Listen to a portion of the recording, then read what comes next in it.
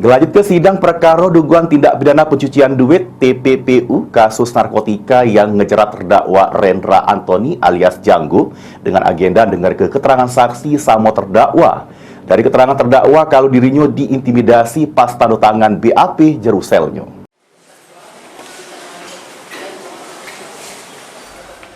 Perkara tindak pidana pencucian duit TPPU yang menyeret terdakwa Rendra Antoni alias Janggo jalani sidang di Pengadilan Negeri Palembang jero agenda dengar keterangan saksi sama terdakwa.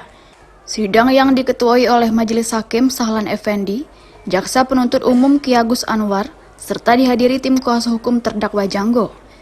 Jero fakta persidangan salah sikok saksi, yakni Andi, selaku kontraktor asal Lubuk Linggau, ngaku kenal terdakwa Janggo ini sebagai pemborong atau kontraktor, di mana terdakwa ini memang galak borong jalan, instalasi listrik sama jerambah, make bendera CV6 bersaudara, CP Amarta sama 2 CV lainnya yang galo-galonya punya dolornya dewek.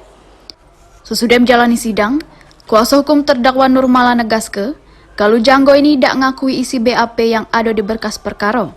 Karena terdakwa ini tidak ngerasa ngenjuk keterangan jero BAP, sama tidak kate pengacara yang dampinginya, dan waktu penanda tangannya pun diakui Janggo kalau dirinya dapat intimidasi. Ditambah ke Nurmala, karena terdakwa ini tidak ngakui galo-galo sama Janggo tanda tangan Jerusel. Maka dari itu, dirinya meminta ke penasihat hukum yang dampingi untuk dihadirkan di persidangan. Serta juru perkara ini pihaknya bakal ngelaku ke pembuktian terbalik. Tadi sudah didengarkan keterangan saksi 2 orang mengenai uang yang digunakan untuk beli rumah, digunakan untuk beli mobil, dan uang dari mana sudah dijelaskan semua sama saksi-saksi. Kemudian dilanjutkan dengan pemeriksaan terdakwa, tapi pemeriksaan terdakwa terhenti karena terdakwa tidak mengakui semua isi bab yang ada dalam berkas perkara.